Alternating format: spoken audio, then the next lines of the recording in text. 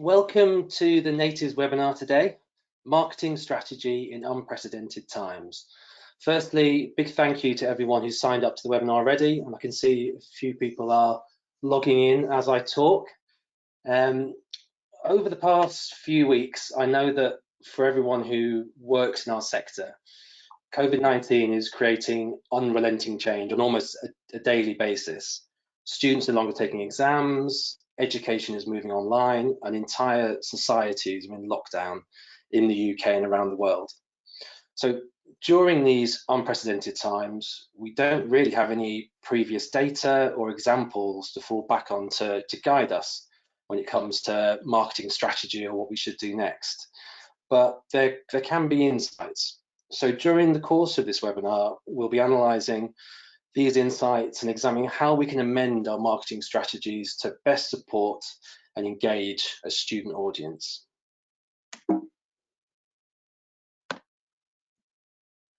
If you've got any questions during the webinar, please do put them in the chat box on the control panel of GoToWebinar, and we'll endeavour to answer as many of these as we can at the end of the session. So firstly, introductions. I'm Nick Wilmer. I'm the Head of Client Strategy at Natives. I lead on business and marketing strategy for our key clients across the business and lead the team responsible for our client relationships. I've worked in the sector for over 10 years now, and I've worked with education marketing teams all over the world, but looking at student recruitment strategy in UG, PG, and international as well. Charlene, if you'd like to introduce yourself. Sure, I'm Charlene Allen. I'm Managing Director of Red Emerald Associates. I've been working in the higher education sector now for around 21 years, and my roles have been at director level in student recruitment, both domestic and international. Hi everyone, my name's Alex Calder and I'm Head of Technology Solutions at Akira. And so I look after all of our partner universities, colleges using Akira and our tech and how they can use that to help with nurture and conversion of their prospects across the funnel. Okay, thank you. So just moving on to what we're going to be talking about today.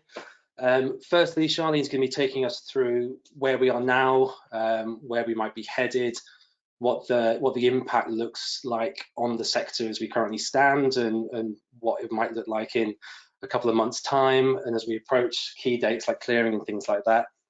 And then take you through some more immediate actions that you can take from either sort of business strategy or marketing strategy perspective, looking in particular at those UG, PG, and international audiences.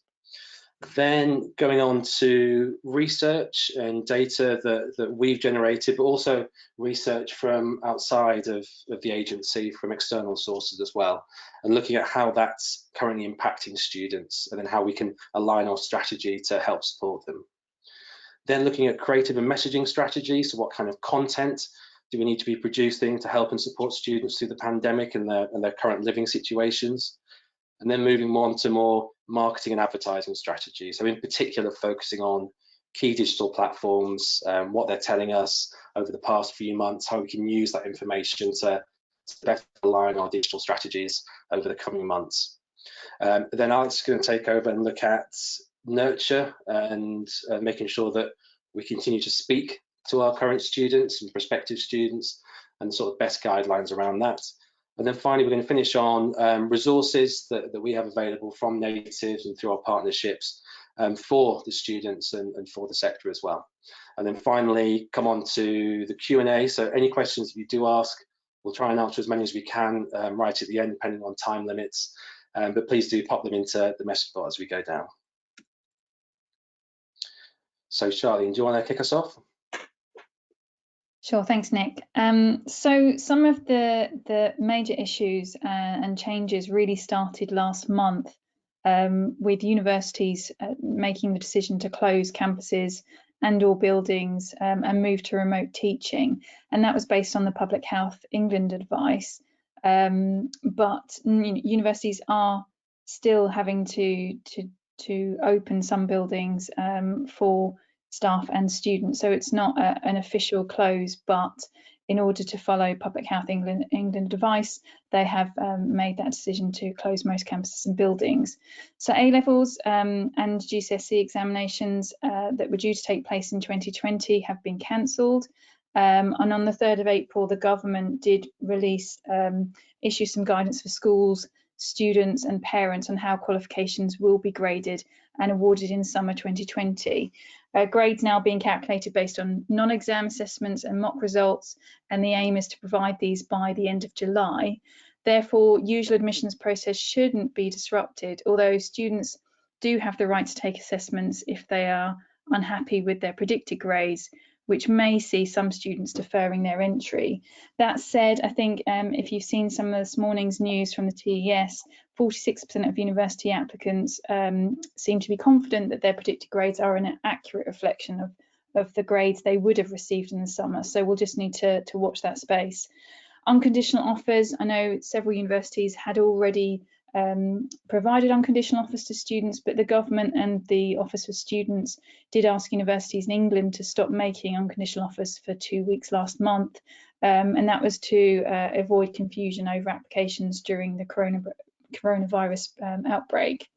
And one of the final changes we've seen to bring us to where we are now is open days. And we've seen some universities initially convert their spring and summer open days into online open days or webinars or live chats. And I've spoken to several colleagues in the sector, and they've been repurposing their budgets to support the promotion of these events online, increase their online presence, and reshaping their comms plans, either through agencies like Natives or their in-house CRM systems.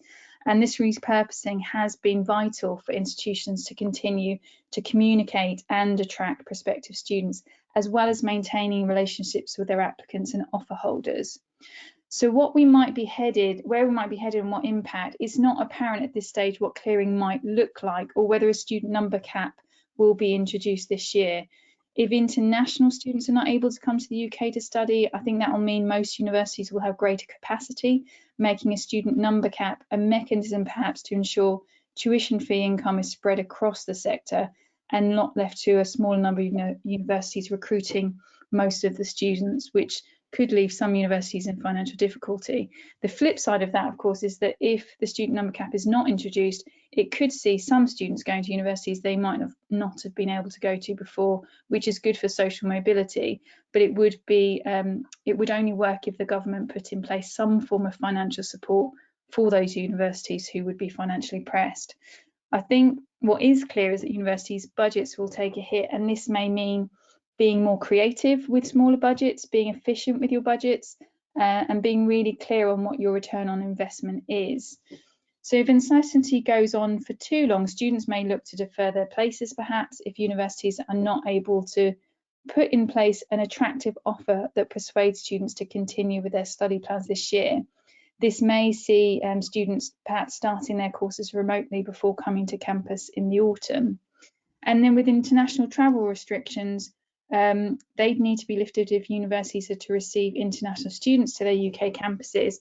And given that a large number of international students would need to do some form of English language course before starting their degree, restrictions around this would also need to be lifted or access to testing resumed.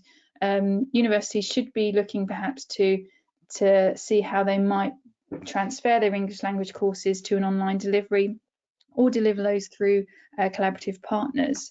So given the number of unknowns and uncertainty around student recruitment, I think it would be worth taking some time to look at various scenarios and plan accordingly. What could it look like in 6, 12 or 18 months' time? And some of the outcomes and decisions being made now may see an impact even as far as 24 months' time. So it really is important to think about what the domino effect could be to the process, campaigns and comms that you put in place now. So moving on to immediate actions, some of the questions that you've been asking natives recently include questions like, how do I communicate during a pandemic? What does the recruitment cycle look like? In an era of uncertainty, how can I get more guarantees? And how can I support our students present and prospective? So hopefully we can answer some of those questions during the webinar today. And I know the team are also happy to have a chat with you about how they can help answer some of those questions and provide solutions that could support you during this time. And I'm sure the guys will be providing information on how you can do that. So looking at the undergraduate market, although we were expecting a 2% decline in the UK 18-year-old population in 2020, I hear from colleagues around the sector that application numbers are showing a smaller decline than predicted, which is great, but perhaps highlights a larger number of students wanting to go to university. And we may see applications increase even further over the next few years, as quite often in a recession, more people do decide to go to university. That said, there has been the talk of the student number control coming back. Now, there are different ways that could be introduced, and as we have had a few ways of controlling numbers in the past, we don't know at this stage if that will be introduced in September. If it's not, it could still be considered for the future to help the government with the spending. Undergraduate application numbers could also be affected by some of the changes now impacting on student decisions and future recruitment cycles. So for example, students who didn't do their GCSEs this year, it might affect their A-level results in the following years. And students who are unable to attend open days this spring and summer may look to defer, or that may put extra pressure on autumn open days for universities, and they may see unprecedented numbers attending those open days. Then at the postgraduate level, we see a slowing of growth in the UK PGT market since the introduction of the postgraduate loan scheme in 2016, although EU figures have remained fairly static. COVID-19 could have a negative impact on this level of study, although again, recession and high unemployment often sees an increase in people going back to university or going to university at the postgraduate level. So those universities who offer flexible learning at this level have more options available to them to try and ride this crisis. And if COVID-19 does affect future recruitment cycles, it's worth universities thinking about how they could adapt their delivery and create new markets for the future. So the Postgraduate Experience Project back in 2016 did make some recommendations, and those recommendations I think are relevant now. So the report suggested universities may want to consider developing dual routes, accrediting modules and not just courses, which would provide flexibility to run modules as short courses and stage learning routes, different study delivery, so remote teaching, and this is a great opportunity for universities to test that approach. And finally, inter-university collaboration, so university offering joint qualifications may also be another way of opening up postgraduate markets. So all of those things providing flexibility and cost-effective options to study in the next few years. And then moving on to the international market, as we've seen in recent press releases, a high number of UK universities' income is from tuition fees, and many with a high percentage of that coming from international student recruitment. It's also clear that many universities rely on a handful of markets, showing a need for universities to diversify their recruitment markets. And some of the challenges around international student recruitment currently would include the travel restrictions that I mentioned. So the lifting of these may determine which markets will open up first, highlighting, I think, the need to keep up to date with what the different governments are doing around the world. The cancellation of English language assessments, a large number, as I mentioned, of international students need to complete pre-sessional English courses, and taking English language tests and access to these courses will have a knock-on effect to students meeting their entry requirements. Then there's the reputational risk, of course, UK government and how they've responded to the crisis, and students and parents may not consider that to be the best way to respond, and so the question of safety may be on their minds. So we've already seen some international students return home because of that issue. So we just need to be aware of that when putting together comms, and safety is an important decision for international students. And then education delivery, how we have seen many universities provide remote teaching and online delivery, and this in the long term could create a paradigm shift, I think, in the way students want to learn and see a change in what universities are offering. There is a real need to balance, of course, communication on the benefits of online learning and the face-to-face. And this is even more important when you're talking about lab-based courses. So some of the suggested actions, continuing to transfer as much of your activity online, and the benefits of that are the ability to become very targeted in your approach and evaluate your investment more accurately. Nurturing applicants, with students potentially deferring, I think nurturing applicants, this will be really important to secure the following year's recruitment and meet recruitment targets. Understanding the impact in changes to A-levels, GCSEs and English language courses will help you plan ahead. So thinking about the different recruitment pathways into the degrees. One of the most important things to do is to continue monitoring data trends and listening to your stakeholders, so students, agents, counsellors. This will help inform your comms, but also strategic decisions for the next 6, 12 and 18 months' time. And then communicate with empathy. I'm aware of some students, talking to colleagues, having to wait several days to receive an answer to their questions because of decision making being funneled through a hierarchy. I think universities, we have a tendency to not want to communicate unless they have all the answers. And what I'm saying here is we're not likely to be in a position for at least another month or so, perhaps longer. So it's important, I think, to be honest. Let students know that whatever decisions are being made, they are taken with a view to helping them finish their education. And if they need support, that ways are being found to provide that support, probably online. It's important at a time when students are in crisis that they know their university is looking out for them and they have their back. And we've seen some great examples over the last week or so of university creating video content. And I think Nick's going to share some of those as we move through the webinar. But empathy, honesty and supportive communications, I think, go a long way at this time and will leave a positive, lasting impression. And then some other suggestions: extending application deadlines, extending course start dates, increasing the January entry. Those 3 suggestions may help with this year's recruitment, and I know several colleagues who are already looking at these options as part of their scenario planning. And then finally, some universities have campuses overseas and others will have collaborative partners. So for international recruitment, these things might be explored further. It can help delay students coming to the UK if uncertainty continues. This may also require campaigns to build around this type of approach and working with collaborative partners to build capacity in those channels, again, secure recruitment for future years. So those are some suggestions to think about. I think what we do know is we still will not be returning to a normal student recruitment cycle overall this year, even if we do now know how qualifications are being calculated, or if things were to resume over the next few months. I think that cycle continues to be slightly different. What we don't know at this stage is whether it will be just international student recruitment that suffers or whether it will be a domestic issue too. And I think an article over the weekend did highlight that during a recession, demand can increase for education, and that those thinking to study abroad from the UK may now decide to stay at home, which I think is a positive trend for recruitment domestically. So whatever the situation would be, I think one thing is really clear, is that competition will increase.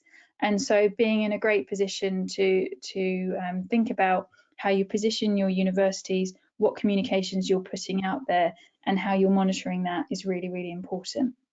Thank you. That's great. Thank you very much, Charlene.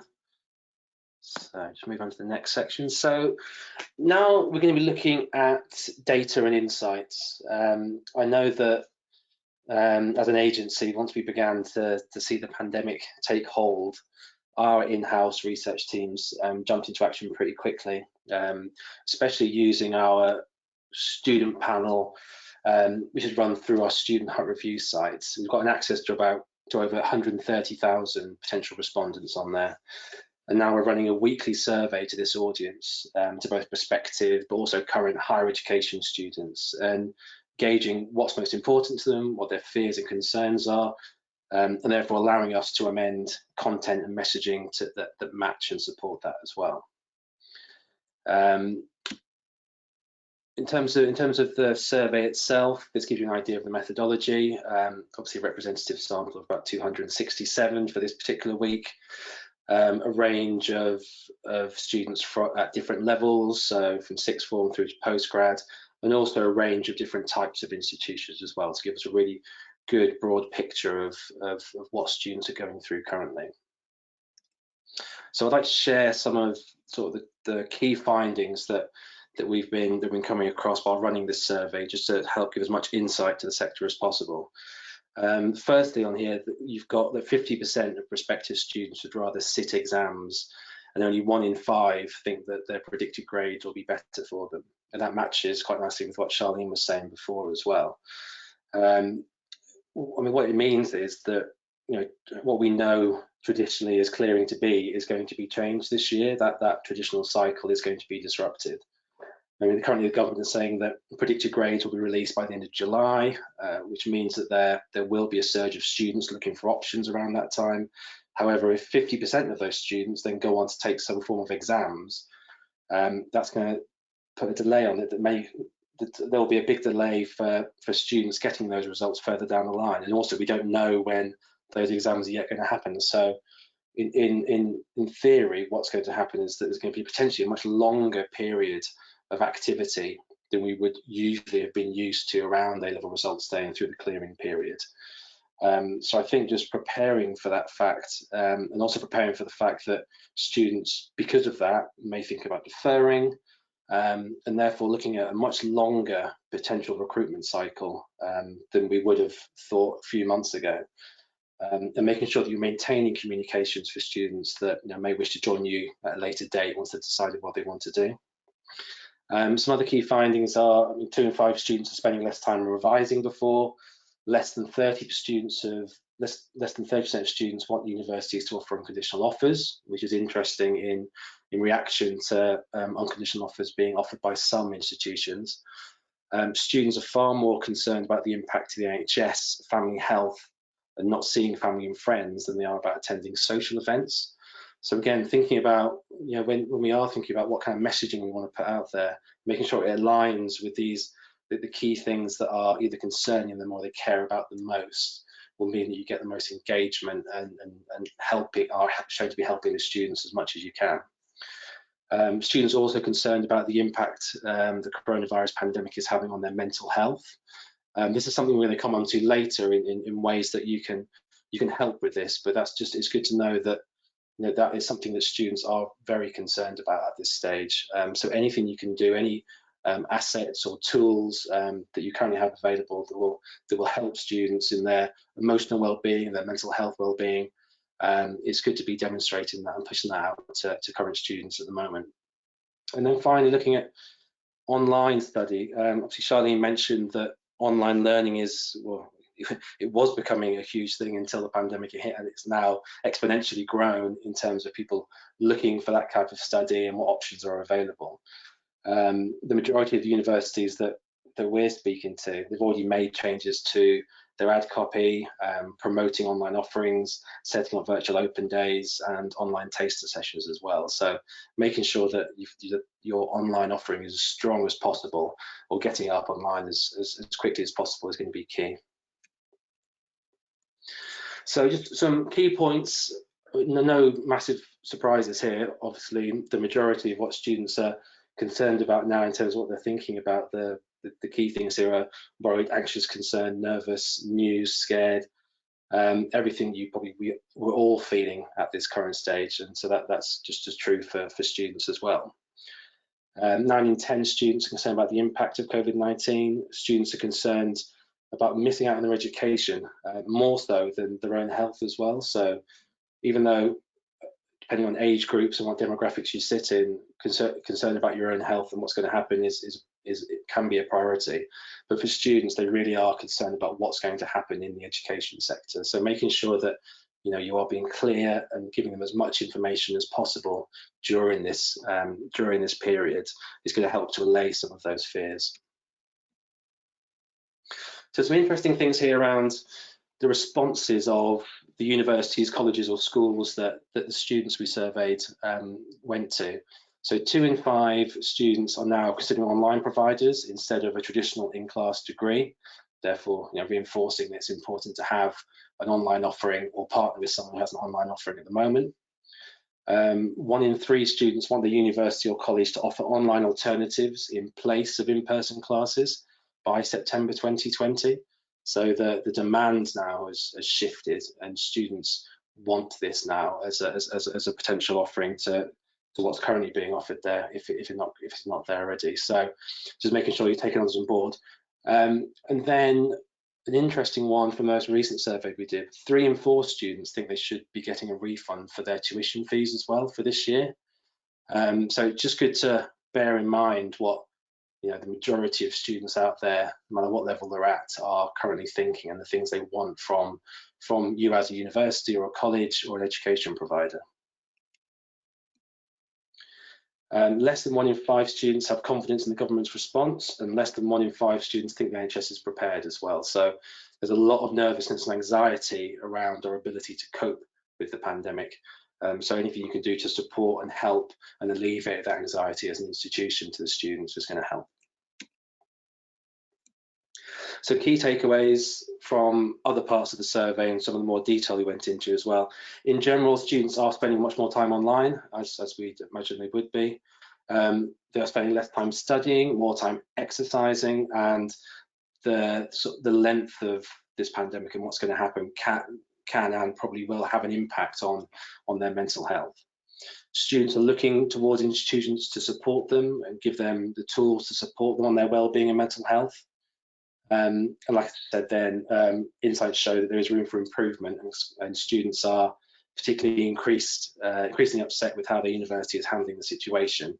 3 in 4 would like a refund on their tuition fees. So just bear that in mind when you go and think about content and communication strategy.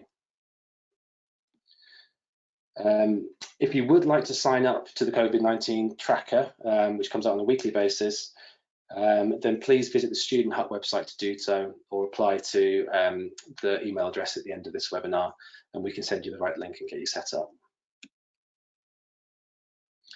So that's data from inside Natives, from our research team, but now we want to look at some sources of data and insights that we're getting from different parts outside the sector, and more sort of general insights into how people are coping and dealing with the issues that surround the lockdown and the pandemic.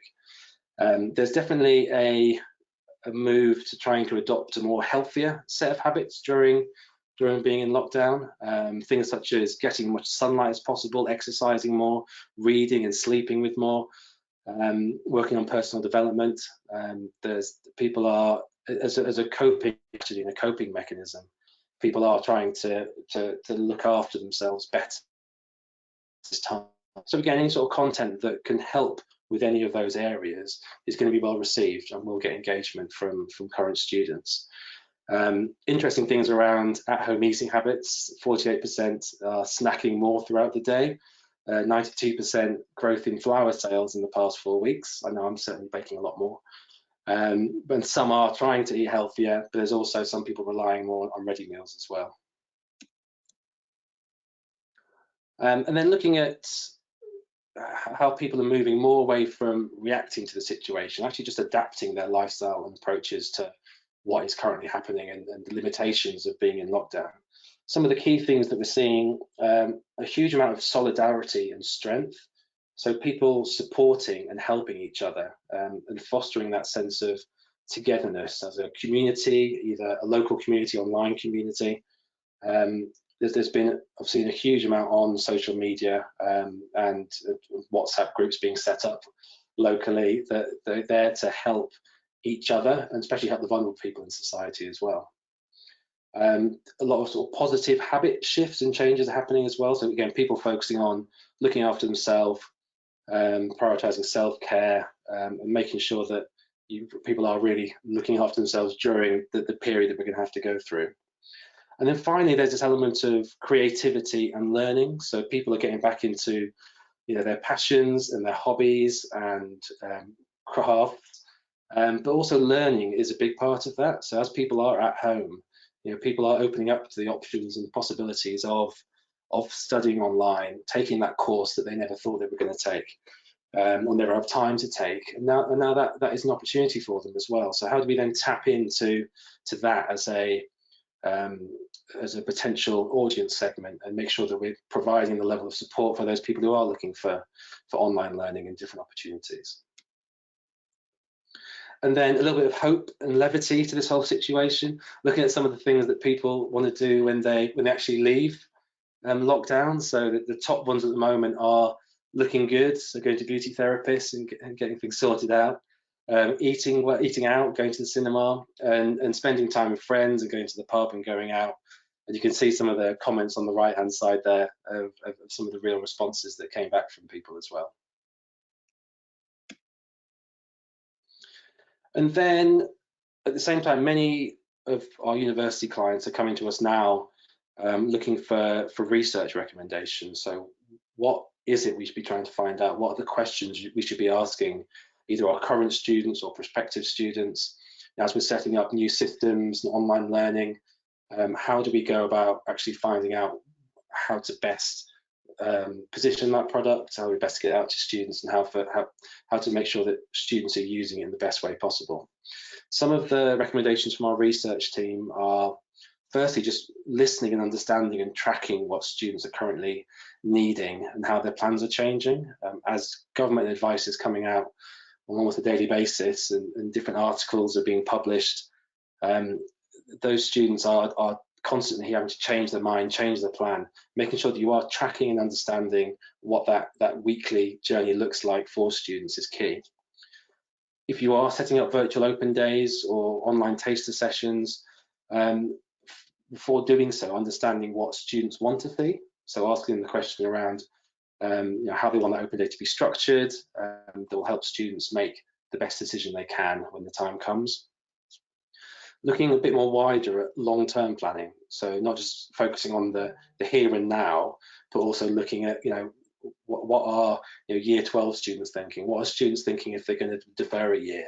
If this carries on and there's a larger impact, longer term planning and understanding of how students are currently thinking, or you'll need to start planning for potential long-term effects is going to be key.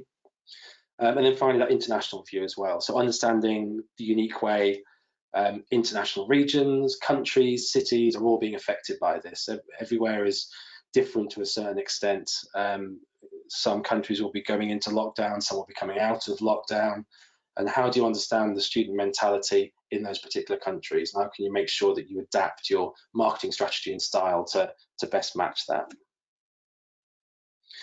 Okay, and then coming on to creative and content, and what kind of messaging have we seen that we think works really well outside the sector, inside the sector, and some guidance around how to best put together content in the pandemic with what we currently know.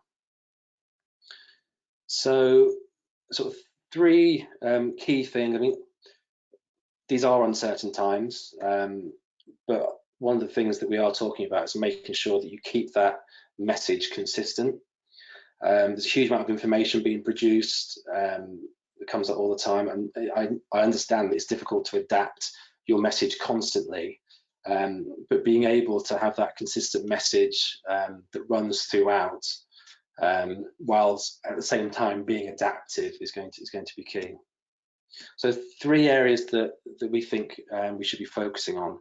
Firstly, be clear. So students' lives have been completely disrupted, having information thrown at them daily. If your comms are clear and the message is simple, you begin to act almost like a remedy to that information overload, and you start to take the fear of the unknown out of the equation. Being responsive is really important, so responding to change in real time. It's obviously a very difficult thing to do, but it does make for real creativity. So being adaptable, being ready to amend, rewrite messages when needed to, and copy is going to need to reflect the changes that are happening as we go through each day and through each week. And then finally, being sincere, showing that you're doing what you can to support students, and at the same time aligning the messaging you're putting out there with your best institution values and how your brand perception and what you currently hold as your brand values, and making sure that runs throughout the content and creative messaging. and some tips for not to do, I suppose. Don't use salesy or opportunistic language, or make any sort of sweeping statements unless you can back them up. So just being as honest and as true as possible throughout the period is going to get us far. So now I wanted to have a look at, firstly, outside the sector of organisations and brands that we think are doing a really amazing job at following some of those guidelines about being sincere, about helping, about being responsive. Firstly, Hines, a commitment to 12 million free breakfasts for many of the school children that still need them the most. And it's a really great way of quite simply demonstrating how a brand can show that they're helping. It falls in line with how their brand was previously, and a creative way to solving a real pain point that everyone was feeling at the time. Slightly more tongue-in-cheek offering from IKEA, just to reinforce that message of staying home, but doing it only the way IKEA can do it, with flat back furniture. And again, a nice, simple, clear message that just helps remind people of what they need to do, but also communicates them quite nicely at quite a difficult time. Then finally, Jack Daniels, again, doing a really good job here of demonstrating the power of human connection during this time. I know my life's been completely changed. I live on Google Hangouts or House Party or Zoom, and there's some fun and some joy in that kind of human connection. And I think this video tells that story really well. You with the sunrise, the stars are it's hard to take courage in your full people. You side of it all, darkness inside you can make you feel small. I see your true colors shining through. I see your true colors, and I love you. So don't be afraid to let them show your true colors, true colors. Beautiful. Miss you. Miss you. Okay, all the feels there. That got me a little bit. Okay, so now looking more inside the sector. It's some amazing work that's been done already by universities and higher education institutions. One here from Queen's University Belfast, talking about how they've got their first batch of 3D printed protective face shields that have been delivered to the NHS. So again, demonstrating that ability to help and be generous and to give back at this sort of key time. I'm going to play a short part of this video because it's about 4 minutes, but I wanted to show you one here from University of Hull, or not.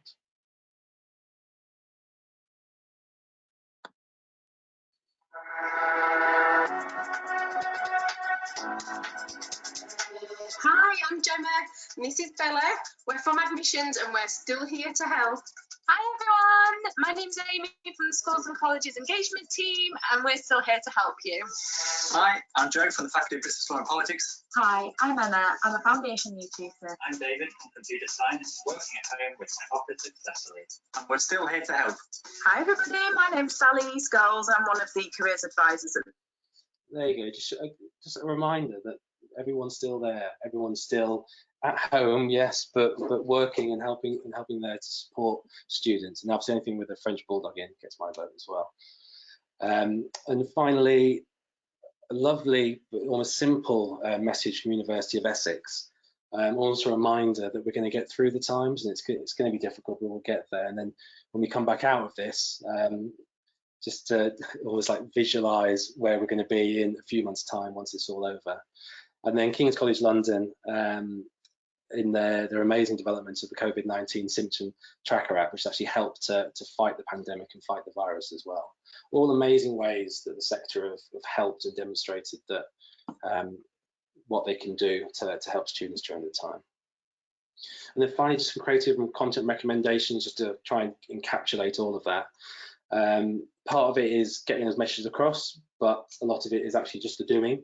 You know, if you can help, if you have got tools, if you can help students directly or the wider community directly, then do it. I think being helpful, saying and doing things that add value to people's lives is going to be really important. Being generous, you know, kindness during this time will be remembered and we've recognised. As universities, business schools, or colleges, you will have experts at those institutions that have knowledge and opinions that are valuable to people, so use them where you can. Find the pain points by doing research, by understanding the data. You can start to understand what the current or prospective students are going through, and therefore making sure that what you're saying on social media channels and through your comms and content will resonate with those people. Showing leadership, going back to what I was saying about honest and clear comms before, and making the most out of your existing content. Obviously, we're limited in terms of the kind of content we can produce now, so auditing, re-editing and cutting with fresh content that you're able to create is going to help. And build some new traditions. Obviously, there's all kinds of new things happening on social media at the moment, all the virtual house parties. You know, can you set something up similar where you can start something that people would use or people would engage with you on a different way now? Okay, then looking more at advertising and marketing strategy. As you can imagine, there's a larger focus on digital as we move into this new era. We're going to be looking at some of the key digital platforms and channels, how they've been affected and how best to adapt your strategy to cope with these changes. So firstly, looking at paid search, there's been a large influx of searches around A-level results and university keywords, which is not surprising. Students are not sure what is going on and are turning to search platforms to find answers. So making sure that you have a search strategy in place is key to positioning your brand and to potential and current students. Interest in clearing peaked during the first week of March, and university interest has peaked in the second and third week of March. Interest in A-levels peaked in the second week of March, and it's predicted to grow as the government releases further announcements about it. So making sure that you're on these channels, you have a search strategy, and you're answering the questions that prospective and current students are currently asking. Then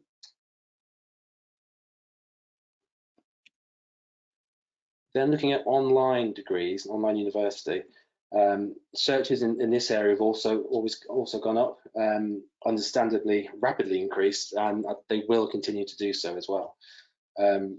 Certainly changing messaging, promoting online options and taster courses is going to be key during this time as that interest continues to peak and continues to go up. So some of the things we're talking about now is making sure that you're launching an immediate Google search campaign that bids on the right keywords and questions that have been caused by anxiety and uncertainty, but making sure that the answers you provide, so within the campaign or on landing pages, is the right informative content that matches those questions, and bid on brand terms to accommodate your current affinity audiences as well. Then looking at paid social, there's also an understandable growth across social media usage, and therefore a perfect place to push out your new content and messaging to student audiences. Through our EduRank tool, and that measures and analyzes social media performance in the education sector, we've seen an uplift in engagements per post, so 3 times an uplift for HEIs in March 2020. And that demonstrates that students are more engaged than ever. It is the perfect time to try and reach out to those students and provide those messages of support and kindness. And we know that they are being well received and that the engagements are going up off the back of that. Final sort of paid social recommendations, making sure you're using the major channels, so Facebook and Instagram, as that's still the largest percentage. Timing is crucial, so making sure the messages are sent out at the right time based on when information comes out, so that the copy and content on social media is based around messaging that's happening out there in the real world. And use data such as affinity audiences, encouraging students to accept their offer or join your institution. You can leverage custom audience data. So if you are running virtual open days, capturing that data and using that to enhance targeting and making sure that you're speaking to the right students. We've seen a massive increase over the past year of usage of TikTok, which has now spiked as well. So investigate other avenues and other social media tools as well. And then also localized targeting as well. I think as students and parents are still concerned about what university to go to, how far afield to go to, making sure that you're capturing those that are living nearby through social media, as those parents might look to reduce travel times and increase security. Then we've got a wealth of other potential digital publishers to look at. I think the majority have seen a huge spike in activity over the last few weeks, and that's forecasted to increase over the coming months.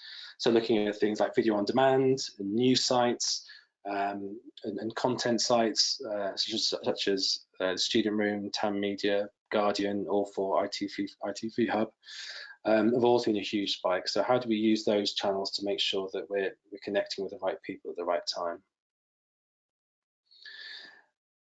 When we're looking at media buying and where to place media in the coming months, out of home and experiential are no longer as valid, given the numbers of people on the streets and the fact that we are in lockdown. We can't use those channels as we once did. So moving that to more in-house media and on the video channels and the news sites where people are actually spending their time.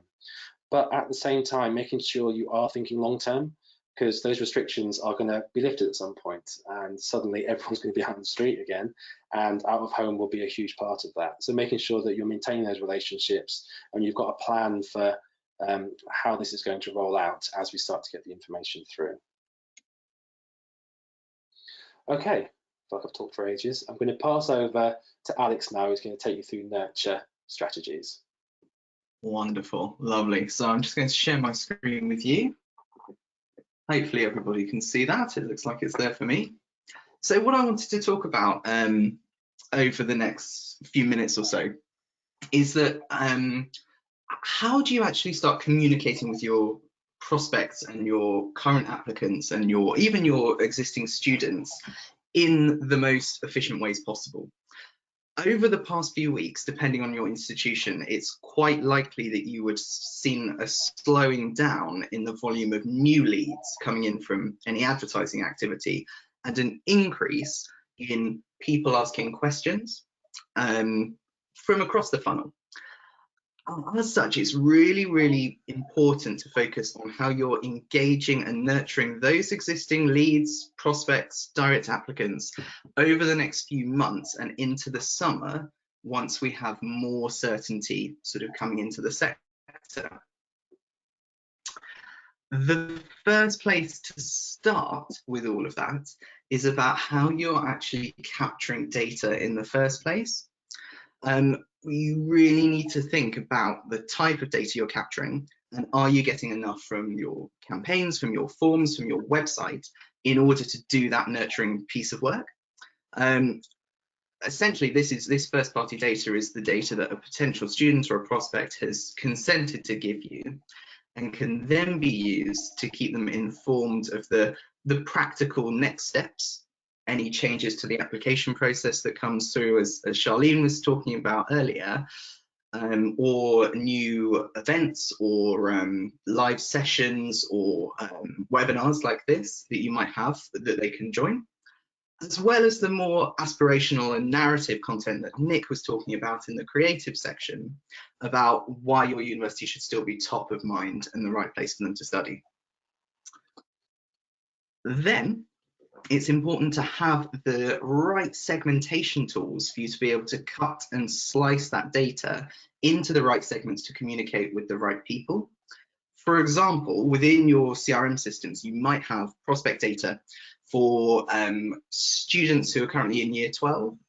They don't necessarily need to hear about how to make an application, but they could be interested in the online sessions you're putting together or virtual tours that they could take part in. You, on the sort of the other side to that, you may have important updates for, say, like visa information for international audiences that need to go out to a select group. And by having these segments and this segmentation already done on the data, you can then focus on the creative and the strategy rather than any of this tactical creation in order to speed up your processes.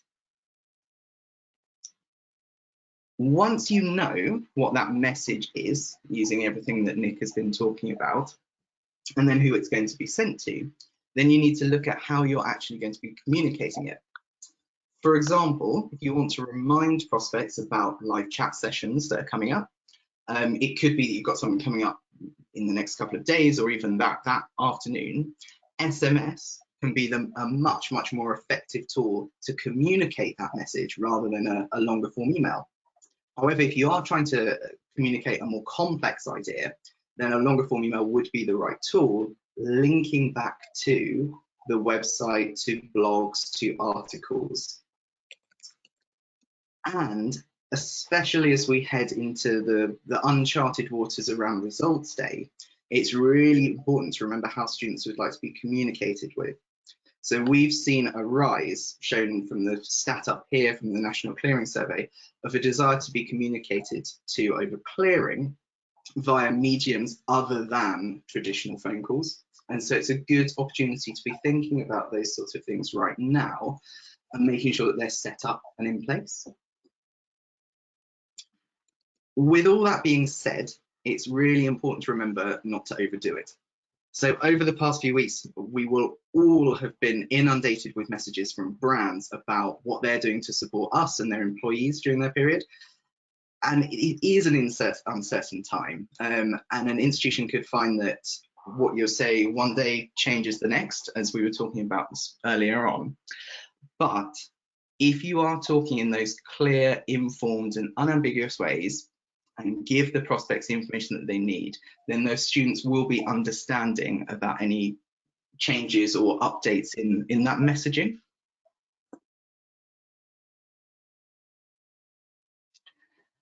Then looking in terms of this nurture piece and how those comms fit together, we've also done a bit of research, again through the Student Hub panel, into frequency of messaging. So here we've asked them, how would you like to be contacted by universities during the application process? And we can see 40% are looking for weekly comms, 28% fortnightly, and then that drops off. And then we ask them, how often did the university communicate with you? And it's much more evenly split between the weekly, the fortnightly, and the monthly comms. So what that means is that from what we've seen, universities are not doing enough communication, and there is still the option to increase that. The most important thing is to think about, have you got something to say? As long as you've got a clear message, then the student is not going to be put off by hearing from you. So to move on, what I wanted to talk about was some dedicated resources for the sector in terms of HE marketers like yourselves listening in, but also for the students who are a huge part of the sector and study at your institutions. So what we have done is we've teamed up with a couple of brands in order to offer some tools out to the sector. Firstly, we've teamed up with Vika, and as Nick was saying earlier on, the most important things at the moment are thinking about how our students are feeling. Vika is a mental health app which helps students build mental resilience, mental fitness, and improve their emotional well-being, which are all characteristics that are much more vital than ever.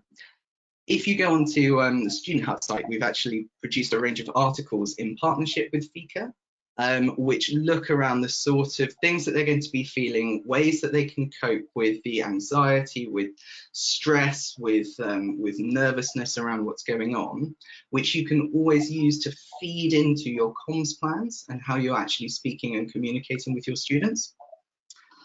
We've also partnered with Pelego, who offer free access to over 30,000 academic textbooks, which allows students to carry on the learning that they are currently receiving in lecture theatres. And this is free to join for the first 5,000 students that sign up. So again, if you just head over to studenthub.com, then you can find out more about that. We've also got a few resources on the Akira side of things. So for those that don't know, Akira is our suite of technology platforms and systems that we use at the agency and give out to the sector. So a big part of that is looking at how do we communicate with students. And so we're actually offering free email and SMS credits to all Akira users over the next 3 months, so that you've got a way to get that information out to students without having to worry about the delivery message and delivery method rather, and can focus much more on the message. And while we're talking about the Akira side of things, we've also got a suite of tools that are really designed to help you in this difficult time and to support you with your remote working. So over the past few months at Akira, we've actually been shortlisted for some awards. So we've been shortlisted for the Drum Search Awards in the Technical Innovation of the Year, and I'll talk a little bit more about that in a second. And also for Computing Magazine's Technology Product Awards in the AI and Machine Learning, all about how we use data as a business to inform our advertising, to automate tools, and to improve the student advertising performance. The first part of that is our AI Advertising Planner. We know at the moment that planning campaigns is a very difficult thing to do. So as the sort of whole concept of this webinar is framed around, there's very little data that you can use. What we have is the ability to give that data to you via all of the campaigns that we have run over the past 12 years and feeding in all of the data from the advertising platforms as well. So we've collected billions of data points that we can use. You can log in to this platform, enter in the brief that you have, and then understand exactly what guaranteed results you can get from that brief and from that plan. So if you want to find out any more about that, please do speak to us after this, ask any questions during the Q&A later, or get in touch through the website. Once you've set up those campaigns, we've also just launched our asset management platform. And so this has actually been in development for about a year and has come at an incredibly useful time for us as an agency, as it has given us the tools to bring all of our remote teams together and connect them directly to you guys as our clients, to our media partners, to other agencies, in order to put all of our advertising in one place. And what it does is offer a seamless management of all of your assets. So everything can be loaded up into Akira. All of that can be then shared through dashboards and project management visualization, and removing the need for shared drives, Google Docs, email attachments, which are all just things that can get lost when everyone is out of the office and working remotely. We also within this offer a review process, and where you can log in, you can give feedback, you can connect directly with your teams at Natives in order to check in on exactly how that campaign is being put together. So again, if you'd like to find out any more information about that, then just get in touch. And that brings us to the end of the session. We will have a couple minutes break just to collect any questions that have been submitted. But if you do have any questions, then please do add them into the chat box on the webinar control panel, and then we can get back to you in a couple of minutes.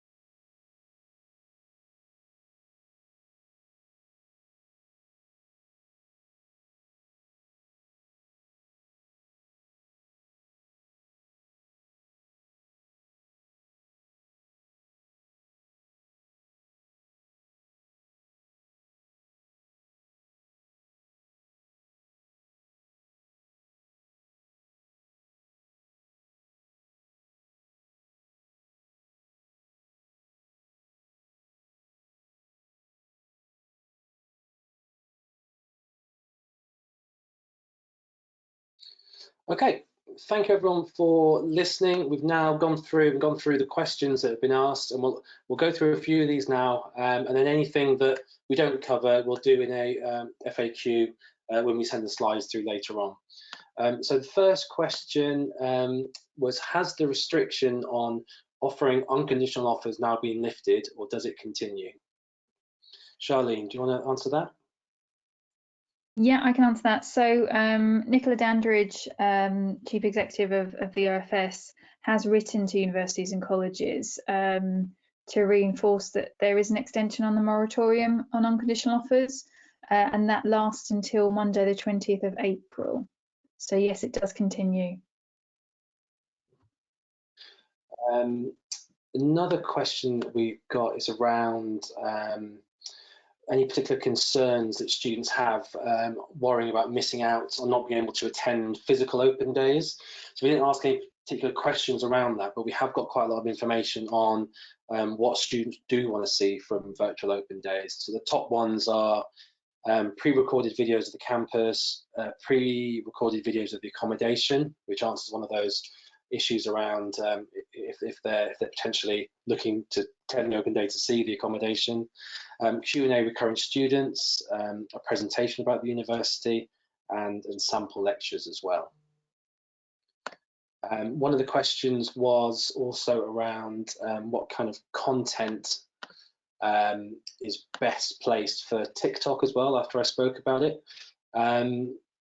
Again, it's a relatively new format, but the general consensus is anything physical, copyable, anything with singing in it, nothing that's heavily branded.